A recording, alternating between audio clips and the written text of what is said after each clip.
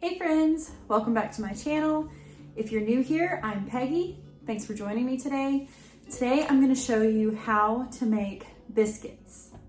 Now I'm going to tell you 3 qualifications for myself for me to be someone to teach you how to make biscuits. Number 1, I am a Southerner. I am from the Southern United States, specifically North Florida, which is basically an extension of South Georgia. So these are authentic Southern biscuits made by a Southerner for you. That's my first qualification. Second, I have been working for 10 years trying to figure out how to make biscuits really well, really consistently, the best recipe, something that works out every single time and is delicious. And I have it.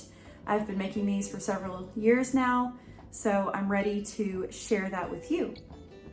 Third qualification, I am a mama to 7 children.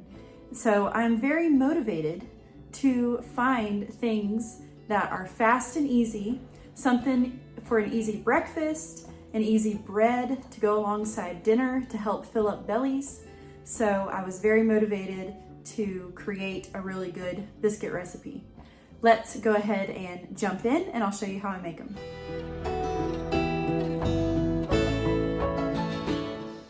So a couple things you need to know. I'm not going to use self-rising flour. You could use that if you wanted to, but I don't typically keep that on hand, and I'm not keeping it on hand just for a special time or a certain specific recipe. It's just not worth it to me to do that, so I'm going to show you how to make these without self-rising flour. Essentially, you're going to make your own self-rising flour. Second, I'm not going to use any Crisco or anything that a lot of our grandmothers would have used. For my age group, our grandmothers were baking, cooking everything in like the 50s and 60s.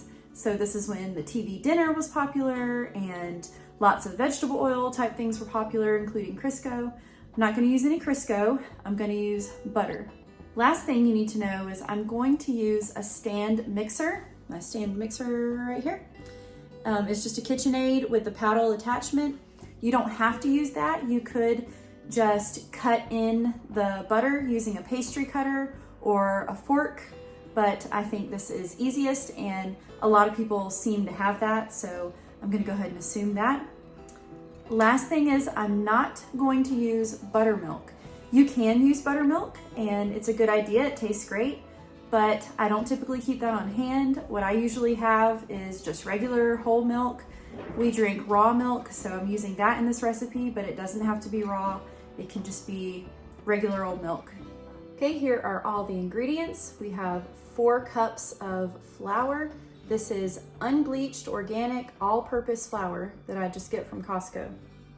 Then we have 2 tablespoons of baking powder, 1 teaspoon of salt. I just use sea salt. Half of a teaspoon of baking soda, 2 cups of milk or buttermilk, whatever you prefer. This is just regular whole raw milk. And 1 cup, also known as 2 sticks of butter. This is just grass-fed butter that I get from Costco. You could use Kerrygold or you could use whatever butter of your choosing, but that's 1 cup, also known as 2 sticks. So this is everything that you need.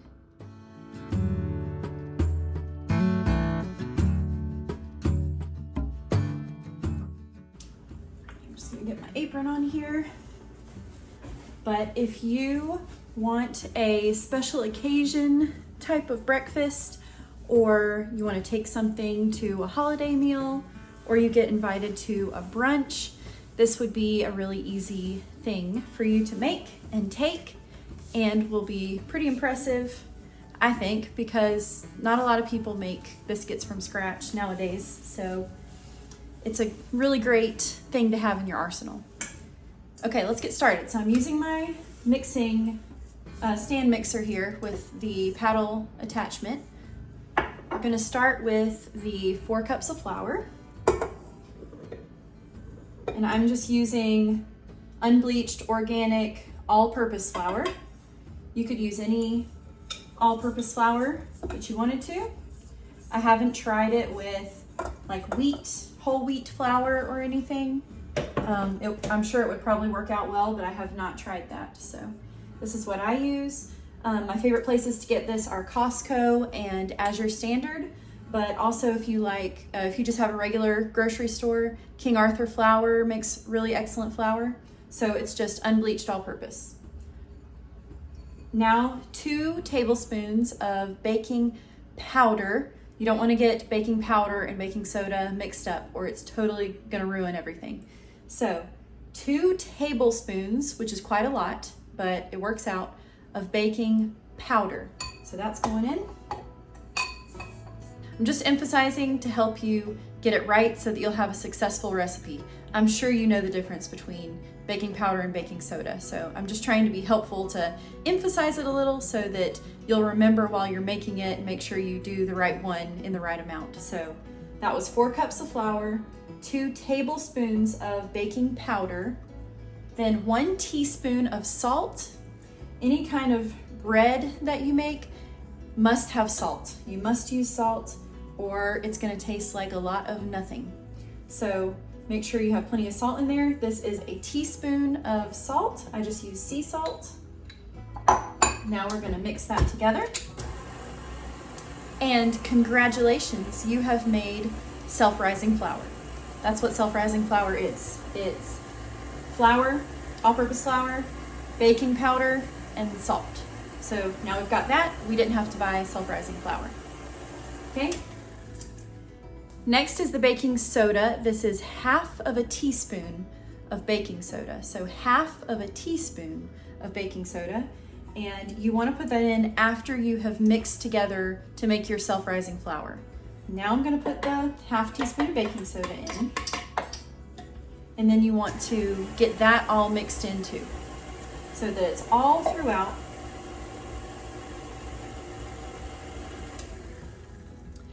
Now we're gonna add the butter, 2 sticks of butter, and I've cubed it up. It's nice and cold. You want it to stay nice and cold. So you don't want softened butter. You want nice cold butter, cubed up, and 2 sticks or 1 cup. So I'm gonna get the butter in here. And I'm gonna turn it on. I turn it on pretty low so that it can mix in easier and not make a huge mess flying up everywhere.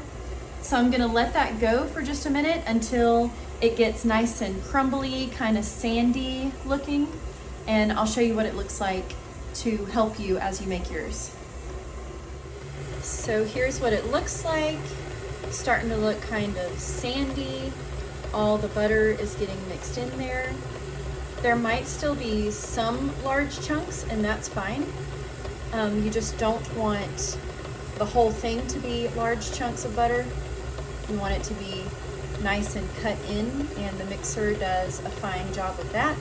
But like I said, you could also do it by hand with a pastry cutter if you chose, or with a fork. Just takes a lot longer. So this is a nice, easy way to do it. I'll go ahead and cut it off and show you. It kind of looks sand-like, as you can see. And I always use just like the stir setting, basically, when I'm doing this, because I don't want to overdo it. Hang on 1 second, trying to comfort this baby, get her to chill out and be happy, and then we'll continue. All right, a big sister has the baby. So now I'm going to add in my 2 cups of milk. So I'm gonna turn it back on here and just pour the milk in slowly.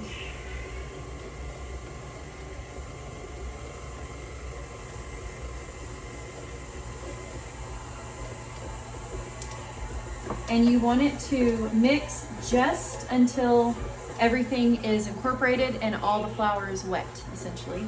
Once it's all soaked in, once all of the milk has gotten soaked in.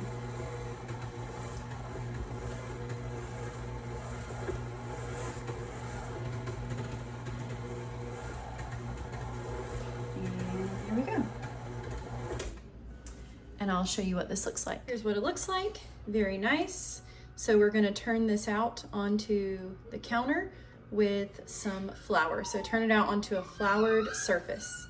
We're gonna preheat this oven to about 450. Get that going. Okay, to make our biscuits, I'm gonna use this very large cast iron skillet. You don't have to use this. You can use a 9x13. I would suggest, you know, either a glass or metal 9x13, but I just like to use my cast iron skillet. So I'm going to get this buttered and ready for the biscuits.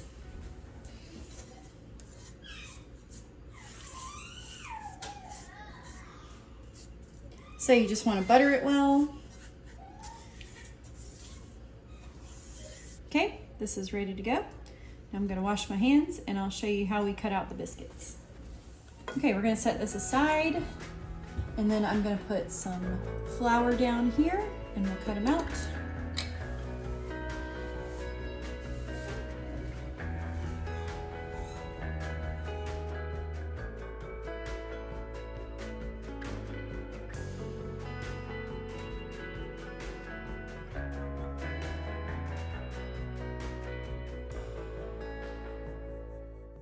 Okay, so what you want to do with the dough is you want to kind of mash it down into a round disc, and you want it to be, it's a little that didn't get mixed here too good, there we go. So you want it to be fairly thick because they don't rise a ton. Don't think like you make them flat and then they're going to pop up really high. It just doesn't work that way. So you want them to be fairly thick. I'd say probably an inch or so. So you can kind of see where mine are at. I'll show you with my finger here about how high up they are. They go about to my first knuckle here, so probably about an inch. So you want to keep them at that thickness, and you want to use something to cut them with. I'm just using a mason jar, but you could use a biscuit cutter if you had that. So you just want to put plenty of flour on it and cut them out. And then I just give them a little shake here till it, woo, there it goes, it comes out. And right into the pan. So this recipe will make about 16 biscuits. If you put plenty of flour on your cutting tool, then it won't stick too terribly bad. Here we go.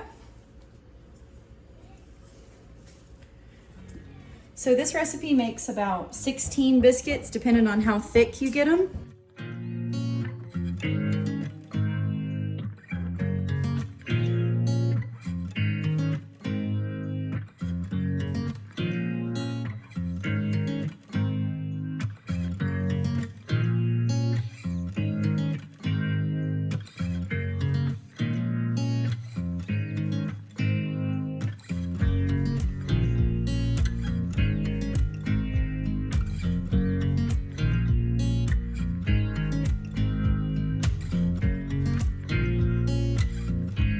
When you get to this point, you can gather the dough all up, and you just don't want to do this too many times because it's going to impact the texture.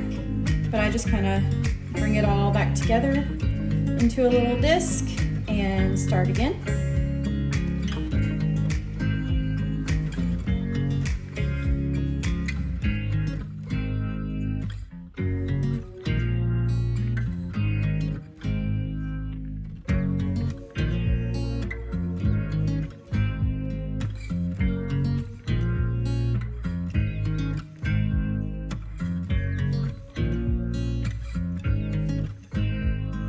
Okay, last one. It's going to be a little bit big, but that's all right.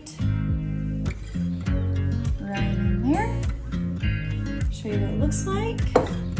So I've got 1, 2, 3, 4, 5, 6, 7, 8, 9, 10, 11, 12, 13, 14, 15, 16.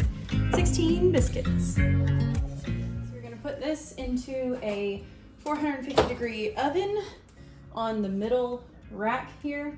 You want it lowered until it's in the middle. You don't want to play around about that.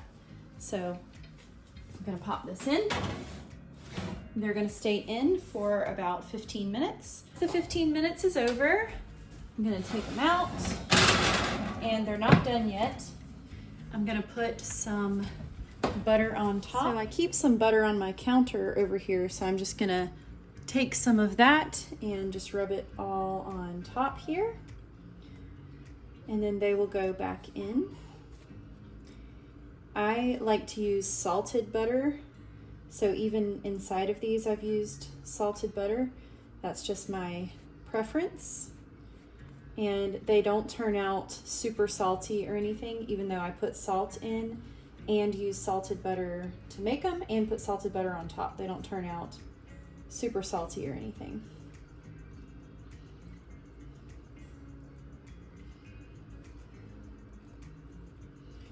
Okay, now they're gonna go back in for about 10 more minutes. All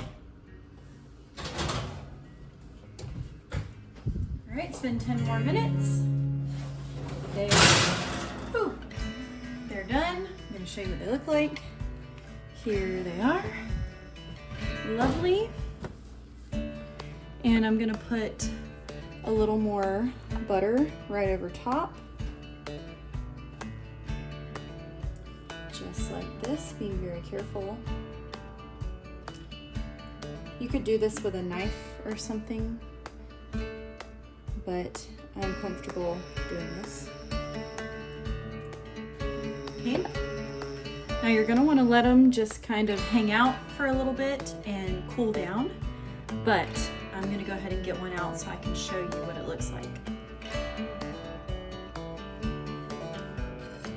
All right, here we go.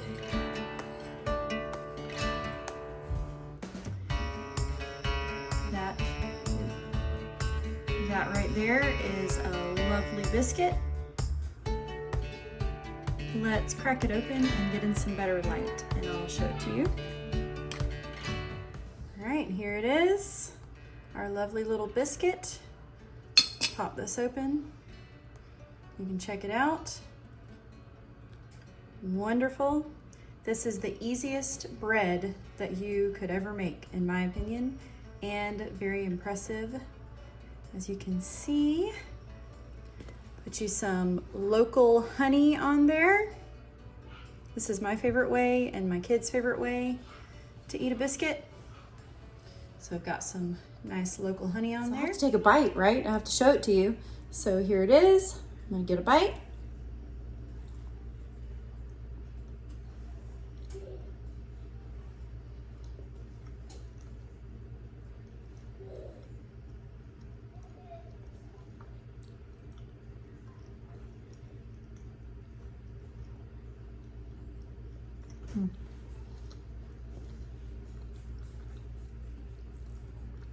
Perfect biscuit. You cannot go wrong with this recipe. Follow it exactly how I showed you. You'll have these beautiful, wonderful biscuits for your family. Super easy. These would be perfect for holidays, for any kind of special thing you're doing, for Sunday breakfast before church, anything, any kind of like a bread side to go with your supper or your dinner. This is just the right biscuit recipe. Try it out and let me know what you think.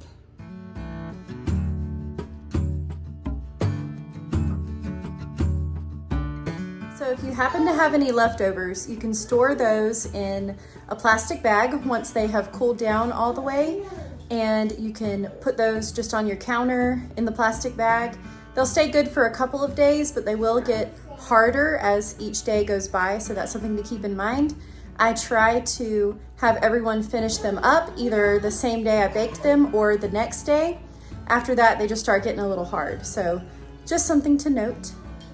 I hope you enjoyed this today. I hope that it was inspiring and that you will make these biscuits for your family. If you decide to do that, please let me know. Let me know how they turn out. Thanks for joining me today. I've got some other videos you might enjoy linked below, so you can check those out. Thanks for hanging out with me, and I'll see you next time.